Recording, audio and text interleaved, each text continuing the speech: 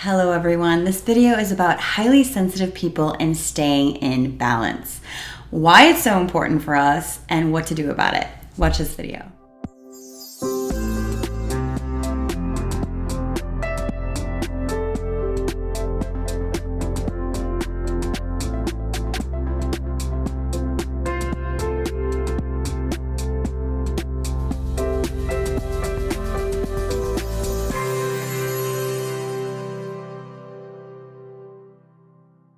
Hey guys, thank you so much for joining today. If you are new, please click the little subscribe button and the bell to get notifications when I release new videos. And if you've been with me for a while, thank you so much and welcome back. Also just want to mention the little join button if you want to become a YouTube membership member. Check that out if you're interested. Let's hop right into the subject today. Being a highly sensitive person requires extreme balance. And this is what I mean. I mean moment to moment balance. As a kid, not knowing what high sensitivity was, but being told by every teacher that she's highly sensitive or she's got sensitivities going on that may distract her. I heard that word a lot, but I never really understood what it was. And so as I got older and older, I realized it was very obvious to me when I would feel good and when I would feel off. And energies would throw me off a lot. In fact, I used to just randomly carry around a lot of rocks and crystals. I would be totally attracted to crystals. Any store I'd go into, I need a crystal. And now I know that's kind of being a crystal child or an indigo child, or highly sensitive kid, but I didn't realize why I was doing it.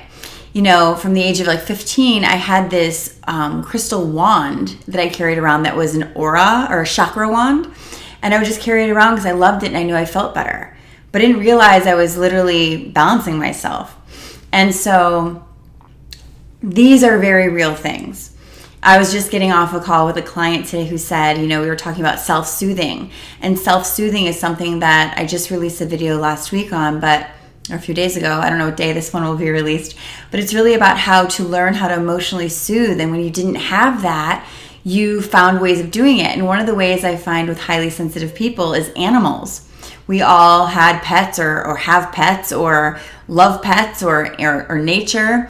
And those are very natural, soothing things because what they are is unconditional love.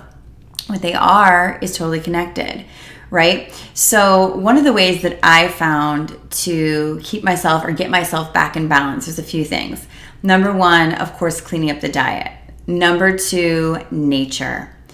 The reason I often have clients go to nature consistently when we're in an emotional healing crisis of some sort or just a rebalancing of some sort is because nature is basically the mother that you need as a highly sensitive person, Mother Nature. And this is what I mean. You can cry in nature and it never leaves you. You can go to nature all the time and it's always there. You can replenish your own energy in nature because it's not taking from you, it's just sharing its own. And it's consistent and it's a mirror of who you truly are. Your true self is nature.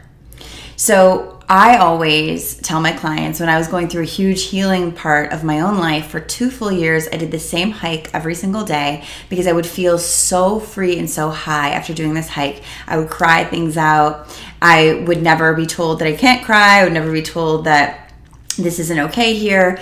I just felt free to express. I felt like I was being rejuvenated. I felt like I was being soothed and held, and it was amazing. So nature is really my go-to for balancing, rebalancing. Trees. People love trees. There's big reasons why. They are foundational. They are grounded in the earth. They have branches. So that's like you. You need to be grounded in earth and have your branches. And so really thinking about that makes sense, doesn't it? So nature for sure. I already mentioned diet. I mentioned animals. But one of the things, and meditation of course, but one of the things that I do that people think is hilarious when I tell them, but it works every time, is taking a nap. Listen, you guys. Some people are like, I can't just take a nap. Well, then rest, lay down. When I feel overwhelmed or there's a lot of anxiety going on around me and I feel everyone's energy, right? I've learned to decipher what is mine and what isn't mine, but I can still feel the collective. I can still feel when I have clients who are going through trauma. It affects me in certain ways sometimes. And if that were to happen, what I often do is I say, I gotta go take a nap. I gotta rest. I gotta reset. And the reason that that actually works is because when we reset, when we nap, what we're doing is we're taking away any of the resistance from this world reality and from our own mind. We are literally cutting the cord of resistance. And what causes us stress is resistance, or resisting your own emotion or resisting someone else's, right?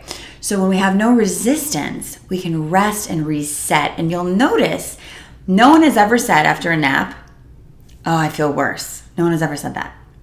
It's a reset. So I want you to take advantage of it. And when you are feeling antsy or anxious or whatever as a highly sensitive person, it's a very real thing. And what you need to do is take yourself right out and be like, what are my go-tos to rebalance? And you need to do that. I was telling a client this last week and she said, yeah, but I shouldn't have to deal with that. I shouldn't be anxious. I said, now you're shaming yourself for what you naturally are. You are feeling anxiety. You're highly sensitive. You feel things more. You have a different nervous system. Because of that, you have to honor and love yourself and do what you need to do to take care of you, the self-care regimen. I have a daily practice. Before I knew about this 10 years ago, I was always probably doing things to make it even worse, running from it. You don't want to run from this. You want to notice this and then do things to take care of yourself. I'll be honest with you guys. During COVID and all the things happening right now, there's been a lot more, let's say, emotional turmoil with the people that I've been coaching, which, hello, of course. And so because of that, I've noticed that I have to take on less so I can be there for people. And last night after dinner, we had a really early dinner last night and it was 7:30. I looked at the clock and I was like, babe, I'm going to bed. And he's like, it's 7:30. What are you talking about? I said, I know, it's just, there's a lot going on right now and I just need a lot more rest. And I know that if I do that, tomorrow I'll be aces. And so I went to my bedroom at 7:30 at night. How old am I? And I just rested and I fell asleep at 9:30 and I woke up at 9 and it was like a baby having this rebirth. And I woke up and I was like, oh my gosh, everything's reset. Mentally I feel amazing, emotionally I feel amazing, physically I feel amazing. And it only took one night. So I'm sharing this with you guys because I had a very real reminder of my own need for constant balance as a highly sensitive person, especially if you're a healer or a coach or any of these things. When you're working with other people's energy all day long, you need to make sure your energy is intact and balanced. So I hope you guys try that. Also, just want to remind you, Emotional Rehab is open for enrollment right now. My 12-week course to heal emotional wounds that shift your attraction to healthy relationships. Also, Truth Room Tribe, our highly sensitive person monthly membership, is always open for enrollment every month. So please check that out. I love you guys. Please share and subscribe if you haven't already, and I'll see you soon.